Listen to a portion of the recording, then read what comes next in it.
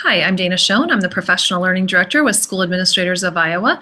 It is my privilege to welcome you to this mentor orientation webinar. On behalf of all of us at SAI, I would like to take a moment to thank you for your service as a mentor. We greatly appreciate your willingness to volunteer of your time and your talents and your expertise to help our newest leaders get off to the best start possible. So again, thank you very much for your willingness to share. I think this quote by Steven Spielberg really kicks us off and sets the stage for what our mentoring is all about. The delicate balance of mentoring someone is not creating them in your own image, but giving them the opportunity to create themselves. So ultimately, we want to support our newest leaders in growing in their sense of self-confidence such that they become the educational leaders they envision themselves being. And we again thank you for your help in supporting them along this journey. We have several outcomes for our mentoring webinar. The first is to provide you just a general overview of our mentoring and induction program. The second, to communicate with you our program expectations, and that includes expectations for each the mentor and the mentee. We will also review the role of the mentor. And finally, we'll share some resources that we hope will support you as a mentor and the work that you will be doing with your mentee. This next slide gives you a sense of the number of participants we've had in our program over the last several years. Just a quick note, you'll notice assistant principals is asterisked, and actually central office administrators are as well. What that means is that participation for those two roles is not required. Under current legislation, if you are new to the position of principal or new to the position of superintendent, then you are required to participate in a formalized mentoring program, which is what SAI offers. That said, we still have assistant principals and central office administrators who like that support during that first year, and we are excited to welcome them into our program. It's worth noting that an assistant principal who participates, for example, this year, his or her first year as an administrator, and then might choose to pursue a building principalship the following year, will still need to participate in the program that next year. So again, it's not a matter of a requirement being fulfilled and being able to take care of that as an assistant principal. It's an expectation that when a principal is new to that role or a superintendent new to that role, they would participate in a formalized mentoring program. So what are the expectations for you in your role as a mentor? We ask that you reach out on a weekly basis to your mentee. That can be either via email, Twitter, text, phone, whatever is mutually agreed upon between the two of you. We would highly encourage that you be the first to initiate that contact, and particularly during those first few weeks or months. It's not unusual for that new administrator to be hesitant, to be concerned about imposing upon you or being a burden to you because they recognize the many, many demands on your time. So I would encourage you to press pause right now on the webinar and pull up your electronic calendar and just schedule a reminder to yourself that recurs weekly, whether it's a Monday morning, a Friday afternoon, Wednesday afternoon. Again, whatever works for you, to just send off a quick email or send a quick text checking in, asking that mentee how the week's going. Are there any challenges that he or she happens to be facing that week? What celebrations does he or she note that particular week? Again, it's really just letting them know that you are there in a quick email, text, or potentially even a phone message. We ask also that you attend our statewide meetings held in September and January with your mentee, and I'll be sharing a little bit more about the content of those meetings here momentarily. We also ask that you visit each other's building. We find that this is a particularly effective way to gain insight into each other's practice and provide feedback. So you might volunteer to visit a new superintendent's board meeting if that superintendent is looking for some feedback around facilitation or navigation of particular board dynamics. You might visit a professional learning day with a principal and observe him or her facilitate that learning. Or it might be that you visit a day when your mentee is facilitating a professional learning community. Again, whatever it is that your mentee would like you to observe, we would encourage you to schedule that early on so that you're ready to commit to that in your calendar. And likewise, it's very helpful for that new administrator to observe you in action. So again, whether it's you as a superintendent facilitating a board meeting, facilitating a SIAC meeting, facilitating staff development, your administrative team meeting, or if you are working with a principal, to have that new principal or assistant come in and observe you, again, facilitating a staff meeting. Maybe it's working through an evaluation process if that teacher is willing to have an observer. So again, whatever the needs leader, it's very helpful when you can visit each other's sites to gain additional insight and provide additional feedback. And finally, we ask that you submit a monthly survey for us. This is incredibly helpful for a number of reasons. It helps us to improve our program and ensure we're on the right track. It really helps us in planning for the following month's resources, which we send out, and I'll share more about that again here momentarily. It provides us insight on what other tools and resources that you might need. Here's just a quick snapshot of that survey. Again, we just ask your name, your mentee's name, your position, the month for which you are recording data, and then how many times a week did you connect with your mentee? Did you get a chance to visit your mentee's building? Did you have a monthly face-to-face meeting? And then what other suggestions might you have for us here at SAI to best support this new leader? Our intent is that this would take you, 3 minutes at the most, 3 to 5 minutes, and then again, provide us a lot of insight with regard to how we can improve and best support both you and our newest leaders. The expectations that we have for the mentees really parallel what we ask of our mentors. We ask that our newest leaders be responsive to your guidance, to your insight, to the conversation. We ask that they participate in our statewide meetings, that they participate and engage in weekly conversations with you, that they meet face-to-face with you once a month, and again, that they host you at their school once during the course of the year, and that they in turn visit your school once during the course of the year. One particular aspect of the program that is worth highlighting is this aspect of confidentiality. We find it's very important for the new leader to feel that he or she can be vulnerable with you, and that you too feel comfortable in sharing insights through experiences and the wisdom that you've gained over your years as a leader. And so it is really important that you keep things confidential. Clearly, there are exceptions if there were to be ethical violations or you observe illegal activity. If you find that the mentee's safety could be threatened, then certainly we would want for you to report that as appropriate. We would encourage you, though, to be prepared, because people with the best of intentions might say, hey, I know you're mentoring so-and-so. How about that? Boy, they were sure an exceptional teacher. I bet you find that they're a really high-quality administrator. Or, ooh, I kind of wondered about their teaching. Do you think, how's it going for them as an administrator? And you want to be prepared with that go-to line, something like, I've really enjoyed having so-and-so as a colleague. And just leave it at that. So again, be prepared for that. You don't want to get caught off guard unintentionally. And then finally, it's always a good reminder for you, and certainly for you to share with your mentee, that email and any other work that is done on school-owned or funded equipment is not considered confidential. Certainly through a public records request, it would be made accessible. So you want to remind your mentee of that. So what supports are available to you so that you can have a successful experience as a mentor? We provide a resource called Mentoring Matters, and this resource includes a number of different resources. I'll see if I can access it here for you.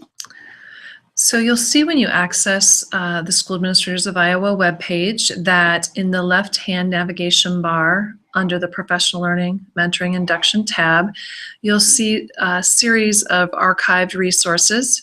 So I will click on last year's resources, and you can see that We include monthly calendar and checklists, and then the archives of mentoring matters. So again, this is a monthly publication that links you to this website page where we offer for you a number of different resources aligned to the leadership standards that serve as a catalyst, a starting point for that face-to-face monthly conversation with your mentee. So for example, we have a Leadership Life Fit piece.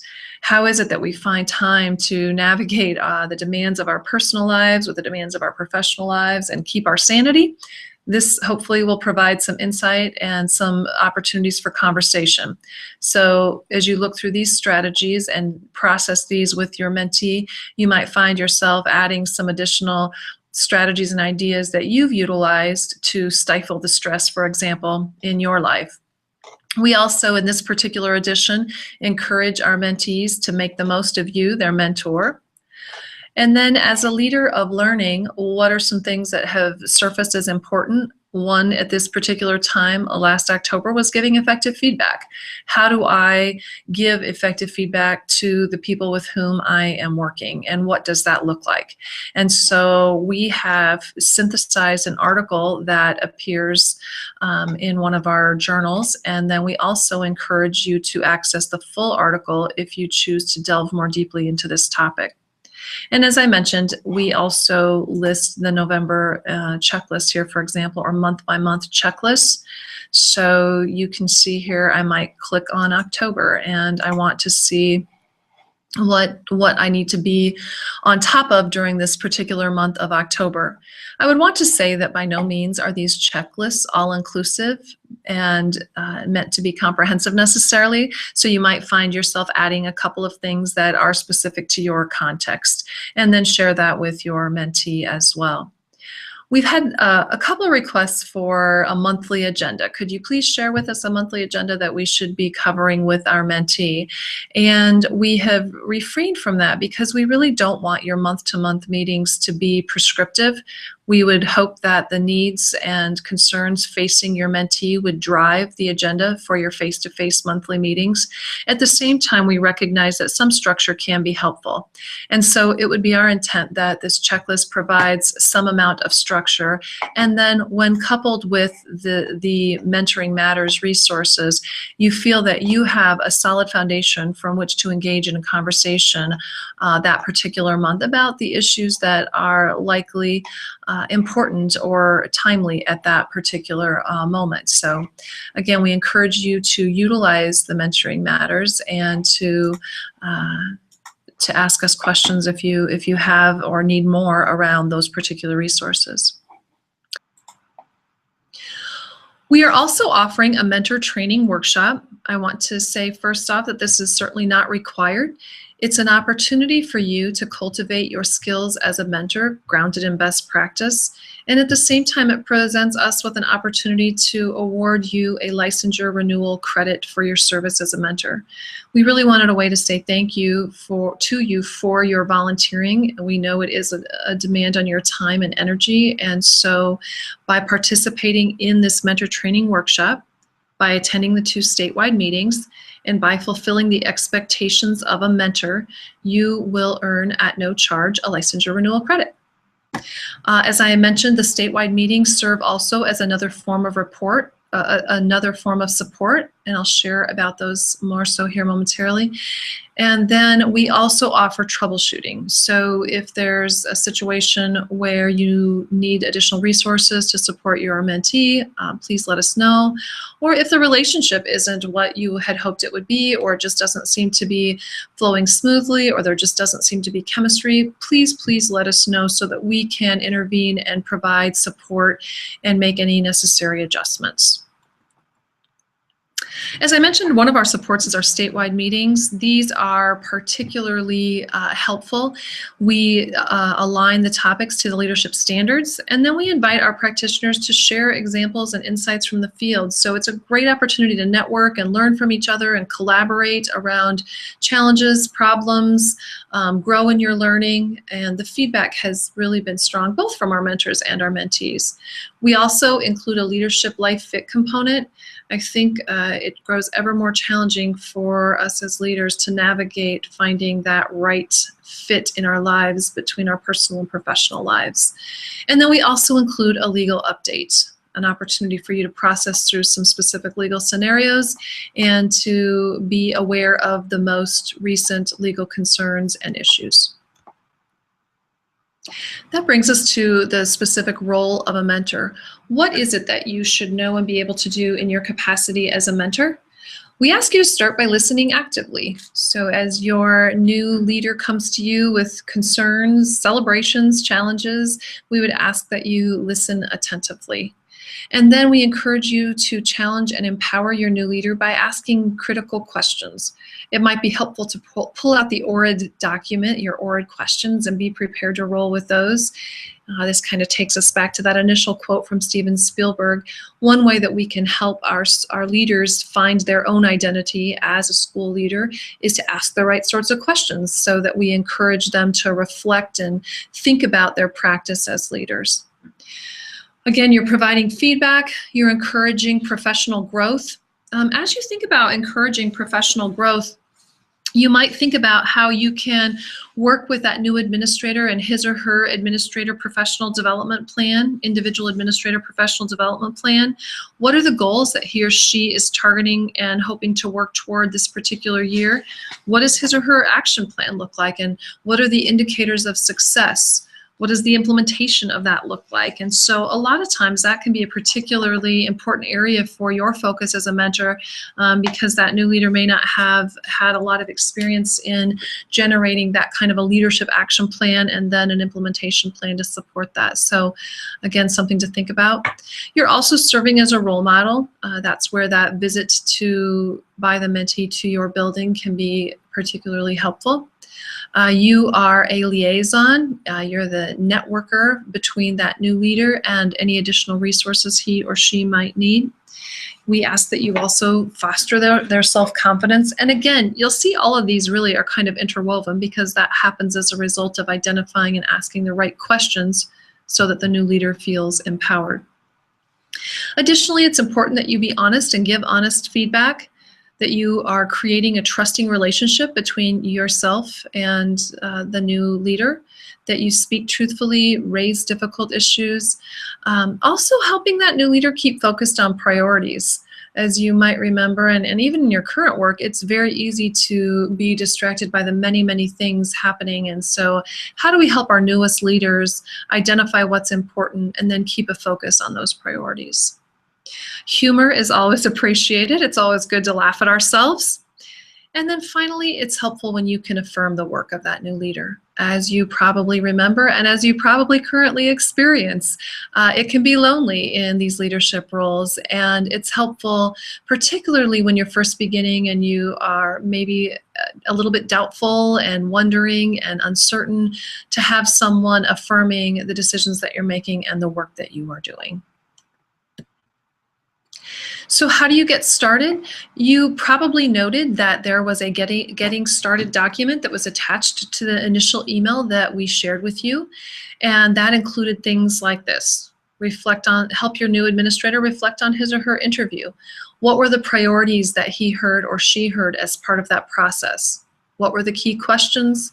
Why did they hire that person? And then as you help that mentee to reflect on that interview and what seemed to surface as common ideas or themes, you might then help him or her identify the priorities for the instructional leadership work in which he will be or she will be engaged. So again, what are those goals? And then how will he or she know he's successful? I think this is a really important question because this will open the door for you to affirm that work when you start to help them identify the indicators of success as they journey through this first year as a school administrator. So what are some cautions? What are some potential missteps? Telling war stories. And I think this is a challenge because there's value to sharing, well, yes, that's happened to me, and it's an opportunity to empathize with that new leader and to let them know they're not alone. At the same time, we have to be really careful that we don't spend all of our time telling these war stories without a greater purpose in mind. And so just a caveat there. Developing a mini-me, this goes back to Steven Spielberg's quotation. It's really simple to say, well, I did it this way and this is what worked for me. And I think it's important to share those moments when appropriate. But at the same time, our goal is to develop these independent school leaders who find their own way and create their own identity. So again, just a caution. This goes back to the bigger context piece, focusing too narrowly on a problem. Sometimes when we're in the trenches, it's easy to see this problem as the whole world of our leadership. And so sometimes it can be helpful to have a mentor, someone outside the fray, helping to pull back and take that balcony view of the situation and contextualize a particular problem. This one I've mentioned a couple of different times, but it's really important, again, initially for you to initiate that regular contact with your mentee. As I mentioned, sometimes they can be hesitant, they're uncertain, they don't want to impose, they don't want to be that burden, and so it's really a relief to them when you're willing to reach out and say, hey, it's no problem, that's why I'm here, I want you to contact me with concerns that you might have. And so just an awareness that it would be helpful if you would initiate that initial contact during those first several weeks. And this last one, thinking about the mentor-mentee meetings, this doesn't mean that you're spending hours getting ready for that monthly meeting, but rather that you have an awareness of the issues that have surfaced through your weekly conversations, check-ins with your mentee, and you have a sense of the questions that you want to ask. So you've thought through, okay, this is where I think my mentee is, and here's some questions that I think I'll ask in order to help move him or her forward in this leadership journey. And then being in that moment with your mentee when you have that meeting. So that's what we mean when you think about planning for and being prepared and in the moment for those particular meetings. As we conclude, I'd like to just share with you a couple of additional resources. One is Michael Fullen's recent book, The Principle, 3 Keys to Maximizing Impact. I think you would find this really helpful in your own work and certainly with your mentee. It really talks about how we re-envision the role of the principal and how to maximize that impact. So he talks about the role of the walkthrough, the role of the principal in working with groups of teachers. Included are some behavioral checklists sorts of things or questions that will help guide you to specific things you can do in your own practice that I think could be really helpful. Additionally, the Superintendent's Field Book is an excellent resource. There are lots of scenarios, lots of anecdotes about any situation you might find yourself in, I think is addressed in this particular resource. So again, you might find it really helpful in your own practice and certainly as you are working to guide our newest leaders. And finally, School Leadership for Results is really about evaluation of principals, of school leaders, of superintendents. But what I really like about it is that it helps us to be concrete in thinking about goals and then indicators for the success of those goals. And this is all aligned to the 6 standards for school leadership. So I just think if you are struggling to think about what your goals might be for your individual administrator professional development plan, you might find some examples and support that are helpful from this particular resource. In closing, I want to thank you once again for the tremendous gift of time and energy and effort that you are giving back to our profession. I know how important mentors have been in my life, both personally and professionally, and it really means a lot to us at SAI that you are willing to give back in this way. So again, thank you. If at any time you have questions, comments, suggestions for improvement, we welcome hearing from you. We love hearing from you. Please don't hesitate to reach out to me, Dana Schoen, our Professional Learning Director, and Amy Swanson, our Program Assistant. In fact, you've probably already seen several emails from Amy. She's a wonderful resource and a great support, and I would encourage you at any time to reach out to either one of us. We look forward to seeing you over the course of the next year at our statewide mentoring meetings, and have a great, great start to your year. Thank you.